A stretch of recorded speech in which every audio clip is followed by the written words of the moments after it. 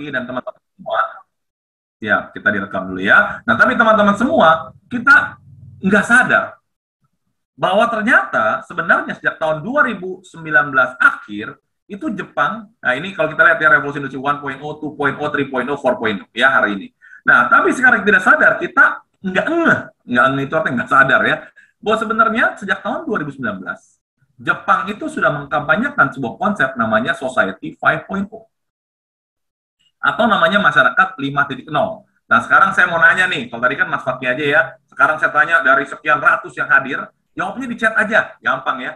Siapa yang pernah mendengar tentang namanya Society 5.0 atau masyarakat 5.0? Yang sudah pernah dengar, tulis di komen. Sudah, Pak. Kalau belum, belum, Pak. Nah, coba kita lihat ya. Coba kita lihat Karos. Yo, mana nih? Ayo dijawab. Udah ini pernah Karos, atau belum? Kalau hari ini Karos pasti jawab Jarjit, Susanti, pada jawab semua nih ya. Ya. Belum, Coach. Belum. Wah, ini belum. Ayo, yang lain belum. Oh, belum. Oh, Belum. belum. Ini isinya Siap. banyak. Ini banyak teman, Mbak. Ada agent, ada juga. Pokoknya di sini tuh Property Talk tuh pecinta properti, Pak. Siap. Jadi any kind ya, bisa agent, bisa klien. Siap. Oke, Oke. belum. Nah, ternyata semuanya belum nih Karos ya. Betul, Ya, banyak yang belum ya. nah, inilah yang terjadi, Karos. Jadi, ini yang terjadi bahwa sebenarnya kita semua tidak sadar bahwa sebenarnya dunia sudah berubah. Sekarang sejak tahun 2019 ada namanya konsep masyarakat 5.0. Nah, kita nggak sadar, kita masih berpikir sekarang ini kita era revolusi industri 4.0. Nah, terus apa yang harus kita lakukan, Pak Deddy? Mari kita pelajari ya, saya akan jelaskan secara singkat. Apa itu 5.0? Jadi, Bapak Ibu teman-teman semua, 5.0 ini lahir dari kegelisahan Jepang melihat perubahan yang begitu terjadi dengan cepat. Di Jepang itu banyak masyarakat yang senior, dan dia tahu teknologi canggih sedemikian rupa, bahkan saking canggihnya benar-benar hebat sekali teknologi ya. Nah, jadi mereka melihat ada satu ketakutan tersendiri. Nah, akhirnya mereka mengkampanyekan konsep 5.0. Ya, 5.0 itu seperti apa? Ini gambarannya. Ya, saya akan jelaskan satu persatu tahapannya sehingga akhirnya ada yang namanya Society 5.0. Jadi dulu, dunia ini ada masyarakat eranya era masyarakat 1.0, yaitu era hunting and gathering. Jadi manusia zaman dulu, itu mungkin satu kampung, misal di Rawamangun begitu ya, satu kampung mereka rame-rame berburu. Berburu apa? Berburu gajah misalnya. Berburu gajah, dapat gajah dibawa pulang, makan satu kampung, rame-rame. Nah, itulah kehidupan manusia zaman dulu, namanya masyarakat 1.0. Mereka nomaden, kadang-kadang berpindah-pindah. Ya, kalau sekarang ada yang istilahnya sebut kalau yang suka berpindah-pindah namanya kontraktor, ya, kontrak sana, kontrak sini, kontrak sana, kontrak sini, gitu ya, kontraktor ya. Siap. Nah, tuh. Jadi kalau kontraktor masyarakat 1.0 tuh masih pindah-pindah ya. Jadi hunting and gathering, rame-rame. Nah, kemudian dunia berubah, mungkin mereka capek kali Karos, berburu mulu capek gitu ya. Nah, udah kalau gitu kita masuk era masyarakat 2.0, agricultural. Jadi mereka daripada berburu, mending kita beternak, melihara ayam, melihara sapi gitu ya, diternakin, nanam pohon, nanam buah, semua segala macam. Jadi mereka bisa makan, bisa hidup, tidak perlu berburu. Ini namanya era masyarakat 2.0. Kemudian dunia berganti berubah sejak masuk revolusi industri 1.0. Akhirnya lahirlah masyarakat 3.0, yaitu masyarakat industri. Nah, jadi kalau kita belajar tuh revolusi industri 1.0 beririsan dengan masyarakat 3.0, beririsannya. Jadi dulunya mereka kerja di kebun, di sawah, beternak, akhirnya mereka kerja di pabrik deh. Karena James Watt mulai menemukan mesin uap ya waktu itu ya. Nah, mereka kerja di sini. Nah, bekerja, dunia berubah masuklah eranya masyarakat 4.0. Nah, 4.0 itu beririsan dengan revolusi industri 4.0. Nah, itu irisan. Jadi semua serba canggih ya, semua serba canggih, big data, AI, semuanya begitu luar biasa. Nah, tetapi Jepang melihat ada satu kekhawatiran di sini. Kenapa kekhawatiran nanti kita lihat ya? Nah, mereka mengkampanyekan sebuah konsep namanya masyarakat 5.0.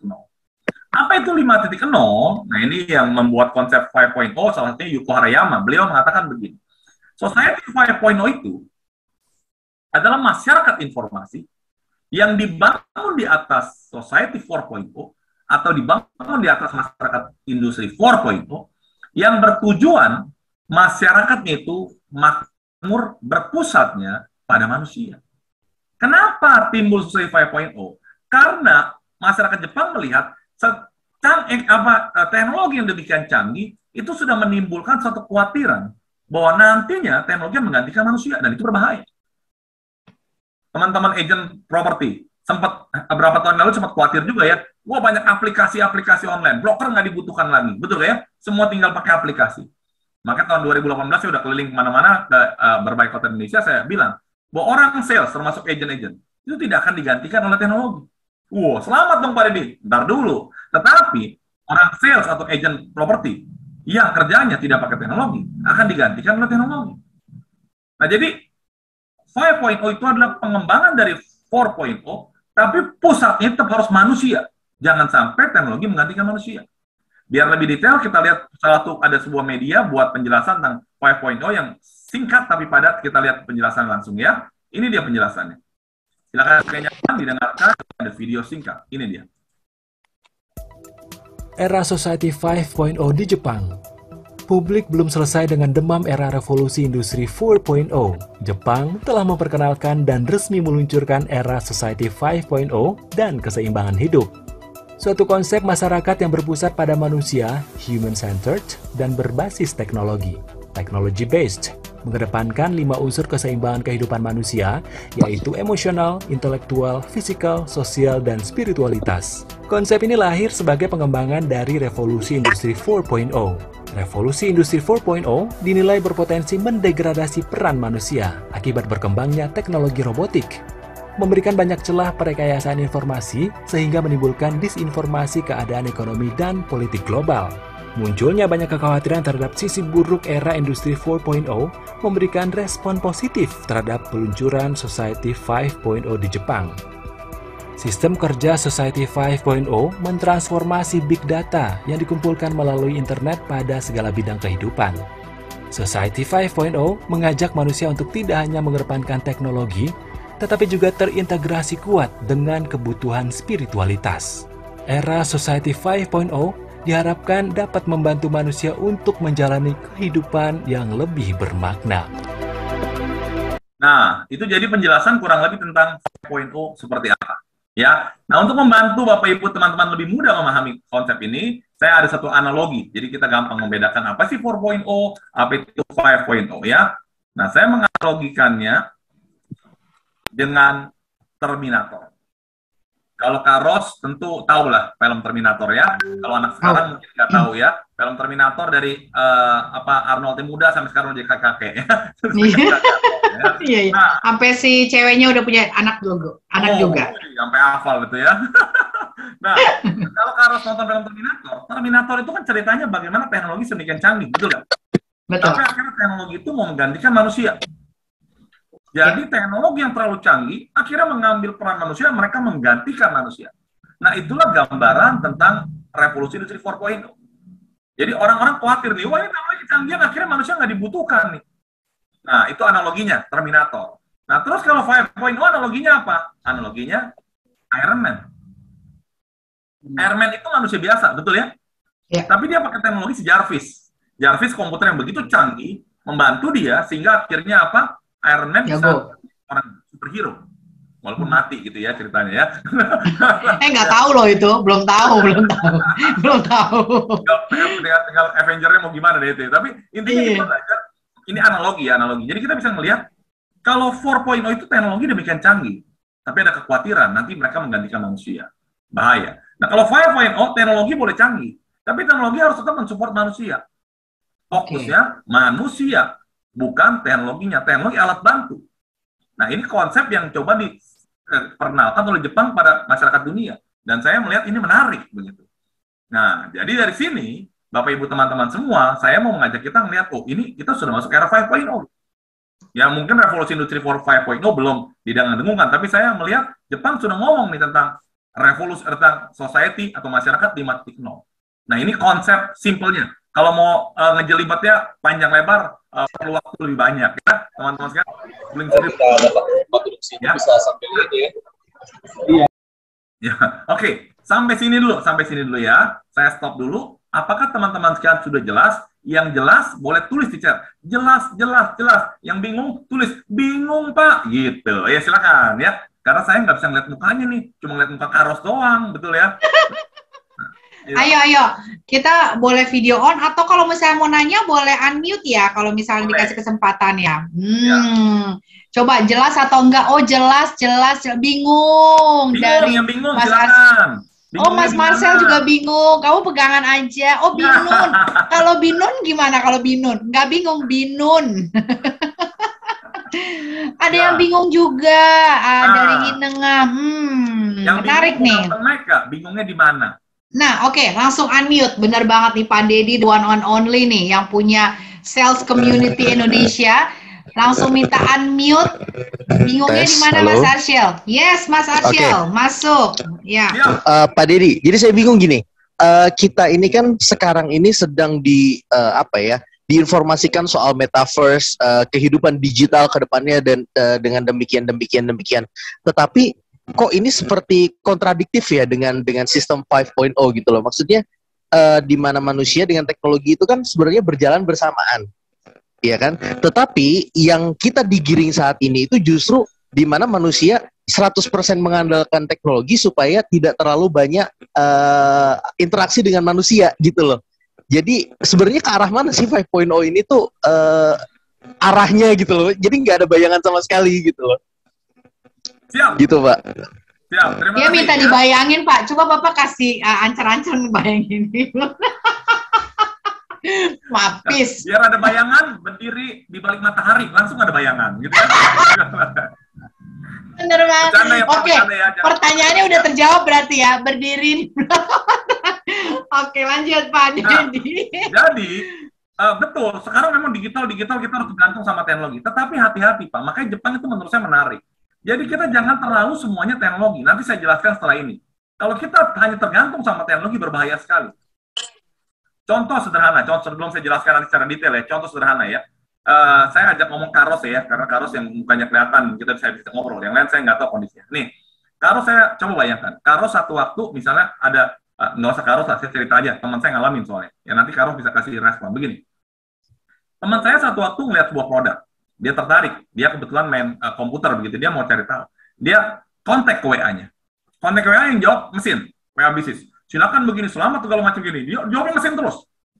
Ini mesin mulu. Di email, yang jawab mesin semua, semua segala macam. Sekarang saya nanya sama Karos. Kalau Karos jadi teman saya tuh ya, nanya apa-apa yang jawab mesin. Ke email yang jawab mesin semua. Perasaan Karos gimana? Agak terlalu nyaman sih kalau aku ya. Betul nggak? Karos pernah pengalaman nggak telepon ke bank? Selamat datang, silakan tekan ini, tekan ini, tekan ini. Karos akan selalu tekan cari nol mana sih kan mau ngomong sama orang, betul nggak? Betul. Meskipun ujungnya cuma ngomongin nomor kartunya disebutin, yang which is itu bisa dilakukan mesin, tapi belum mulai udah bahasa Indonesia nol. Dah. Betul ya? Betul. Nah, betul. Jadi teknologi penting, tapi sentuhan manusia itu penting. Human touch. Kita ini manusia, jadi nggak bisa semuanya hidup sama teknologi aja. Tetap harus sentuhan manusia. Nanti saya akan jelaskan setelah ini. Ya, jadi intinya Pak Arsyil yang nanya ya nanti dia. Jadi Pak Arsyil. Jadi hati-hati. Kita sebagai manusia nggak bisa depend on 100% sama teknologi. Maka tadi saya bilang di awal, dulu orang takut manusia akan diganti teknologi. Ada sebuah penelitian, penelitian itu dilakukan tahun 2010 sampai akhirnya mereka ngomong begini, bahwa profesi itu tidak akan digantikan oleh teknologi. Tetapi orang-orang yang kerjanya tidak pakai teknologi, dia akan digantikan oleh teknologi. Nah, kita bekerja dengan teknologi, tapi bukan berarti depend on 100% teknologi, hanya teknologi doang. Nah, ntar bagaimana? Saya akan jelaskan habis ini. Kalau gitu how to-nya gimana, Pak? Kita untuk bisa jualan di era 5.0. Saya akan jelaskan setelah ini. Ya, thank you, Pak. Mungkin ada satu pertanyaan lagi yang masih bingung? Yang pasti kalau bingung duduk dulu, takutnya jatuh. Ya, siap. Iya, pegangan, namanya di sebelahnya. Tadi yang bingung itu ada Ibu atau Bapak Inengah, ada Mas Marcel, ada Mbak Mariana. Ayo, salah satunya di unmute, tunjukkan kelaki-lakianmu dan kewanitaanmu, guys. Boleh, coba di unmute. Gak bingung kayaknya, kurasa dia apa. Iseng aja kalinya nulis deh. Ya, oke, kalau gitu kita lanjut ya. Siap, lanjut. Ya. Nah, jadi kalau gitu, kita mesti gimana, Pak? Ya. Nah, sebelum kita mesti gimana, saya mau kasih satu quote dulu, kutipan. Ya, ini ada korelasinya dengan kondisi tadi ya. Kutipan ini dari seorang nama Sun Tzu. Kutipannya keren banget ya. Dan ini kutipan ini saya dapatkan ketika saya lagi mikir sesuatu tentang apa yang harus dilakukan oleh orang sales saat itu ya. Ini tahun 2018, tahun 2018. Saya lagi cari konsep nih, dunia berubah. Itu belum ada pandemi, belum ada apa ya. Dunia berubah nih, mesti gimana? Saya baca referensi, oh mesti begini-gini. Nah, saya udah ada di otak nih, mau gimana. Terus saya kesulitan untuk menerjemahkannya. Dan kalimat ini membantu menerjemahkan apa yang dalam otak saya. Sun Tzu bilang gini, if you know heaven and know earth, you may make your victory complete. Terjemahan bebasnya kurang lebih, kalau kita lihat heaven itu artinya surga, gitu ya. Tapi selain surga, heaven itu artinya langit. Jadi artinya kalau kita terjemahan bebas, kalau kita tahu tentang langit, kalau kita tahu tentang bumi, maka mungkin kita menangnya akan komplit. Kita kalau menang, maunya komplit. Makan aja maunya komplit, nasi komplit. Apalagi jual properti, jual apapun. Anda maunya komplit. Nah, kalau mau komplit menangnya, kuasai langit, kuasai bumi. Langit dan bumi itu apa? Zaman Sun Tzu saya membayangkan langit itu mungkin Tian, Tuhan gitu ya. Bumi itu kondisi lapangannya. Terus dunia berubah mungkin. Langit itu angkatan udara, bumi itu angkatan darat. Kalau perang, kalau angkatan udara bagus, angkatan darat bagus gitu ya, menang perang pasti menang. Tapi apa korelasinya quotes ini dengan kondisi sekarang? Nah, ini saya coba pikirkan, Karos dan teman-teman sekalian. Saya ngeliat ada korelasinya. Heaven itu apa? Heaven itu langit. Langit itu apa? Langit itu online. Bumi itu apa? Bumi itu offline. Jadi dari situ saya melihat, wah, artinya Bapak Ibu teman-teman semua, kita lihat dari kalau kita menguasai kemenangan komplit, menjual properti yang komplit gitu ya, supaya kita benar-benar bisa mengalahkan kompetitor lainnya, kita harus kuasai langit, kuasai bumi. Langit itu apa? Langit itu online. Bumi apa? Bumi itu offline. Nggak boleh salah satunya. Ada orang yang mengatakan omnichannel, ada yang apa segala macam. Tapi saya prefer lebih suka menyebutnya, kita tuh sekarang harus jadi namanya hybrid salesman, hybrid agent property. Apa artinya hybrid? Hybrid itu hidup di dua alam. Jadi kita hidup di alam online dan offline. Bukan hanya di offline, bukan hanya di online, tapi satu satuan. Hybrid. Kalau omnichannel kan channelnya, medianya. Kalau kita cara jualannya kita hidup hybrid. Online, offline. Nggak bisa dibedakan online separuh, offline separuh, enggak. Sukarin nanya, Pak Didi kalau kita jualannya berapa persen harus online, berapa persen harus offline? Ada. Karena hybrid adalah satu, sama kayak katak, kodok gitu ya. Kodok itu bisa di darat, bisa di air. Udah, nggak bisa di airnya berapa lama, di darat berapa, terserah. Tapi dia adalah manusia hybrid, dia adalah binatang hybrid. Nah, kita sebagai agent property di era 5.0 ini, langkah pertama yang harus kita pahami adalah kita harus jadi seorang hybrid agent, hybrid salesman. Nah, hybrid itu membuat kita, kuasai langit, kuasai bumi. Nah, jadi ini ada hubungan dari ketika kita dunia berubah 5.0 fokus ke manusia, kita lihat Sun Tzu punya konsep kuasai langit, kuasai bumi. Nah, kita jadi hybrid. Nah, selanjutnya, apa yang kita harus lakukan dengan kondisi seperti ini? Nah, di sini saya coba memikirkan korelasinya apa gitu ya. Di sini ada guru saya juga hadir, Karos, namanya Abah Rama, itu guru saya yang luar biasa ya. Ada namanya Rama Royani. Abah Rama Royani. Oke, selamat malam Pak Rama. Terima kasih sudah bergabung. Ya, dipanggil bisa Abah, beliau Abah Rama. Ya, ini guru saya ya. Oh, Abah, siap. Ketika saya berpikir seperti ini, gimana apa yang harus saya lakukan? Nah, saya coba mencari referensi gitu dan ketemu. Jadi kalau kita era 5.0, terus dunia harus online sama offline, kita mesti gimana? Caranya dengan H2O. Timbul pertanyaan, H2O itu apa? H2O itu adalah air. Air itu penting nggak? Penting. Kalau manusia nggak makan, bisa mati. Berapa 3 hari bisa mati. Tapi kalau nggak minum, matinya lebih cepat. Dunia ini sebagian besar air. Tubuh kita sebagian besar air. Nah, korelasinya apa? H2O bukan dalam arti air sebenarnya. H2O ini adalah sebuah akronim yang saya buat. Akronimnya itu artinya ini, Karos. Itu dia. Yaitu high-tech, high-touch, dan oasis. Dan saya beberapa kali melihat presentasi beberapa perusahaan besar, termasuk kemarin ada satu perusahaan properti besar gitu ya. Ternyata mereka menggunakan konsep ini juga, high-tech sama high-touch, cuma ada oasisnya ya. Tapi saya jelaskan artinya, H2O itu adalah high-tech, high-touch, dan oasis. Apa artinya dan bagaimana memahaminya? Kita akan mulai dari oasis. Sebelum kita ngomong soal high-tech dan high-touch ya. Jadi kita mulai dengan oasis. Apa itu oasis? Jadi kalau kita pergi ke padang gurun, itu ada satu mata air, itu oasis. Jadi bayangkan kita jalan di padang gurun yang begitu panas, haus, ketemu air, rasanya lega. Nah, oasis ini adalah lambang solusi. Solusi. Jadi Bapak Ibu teman-teman semua, kehadiran salesman, kehadiran seorang agent property, adalah Anda seperti oasis kepada permasalahan dihadapi konsumen. Kenapa orang butuh agent? Kenapa nggak beli rumah sendiri aja langsung sama pembelinya? Betul nggak? Karena banyak masalah semua. Jadi Anda sebagai agent harus memberikan solusi kepada mereka. Di tengah permasalahan mereka mau beli rumah, mau invest rumah, mau apa. Jadi untuk itu teman-teman sekalian ketika kita mau oasis adalah kita harus sadari setiap permasalahan ada sebuah peluang kita untuk jualan. Khususnya memberikan solusi dengan produk atau jasa yang kita jual.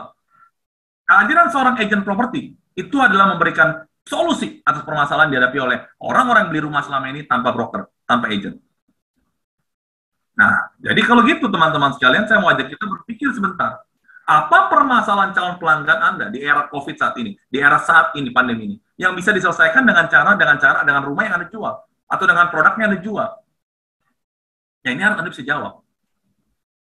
Apa permasalahan orang-orang di luar sana yang bisa diselesaikan dengan pelayanan Anda? Nah, itu harus bisa dijawab. Ini ada yang jago jualan, namanya Karos. Karos sebentar ya. Karos kira-kira, jadi kalau agent properti,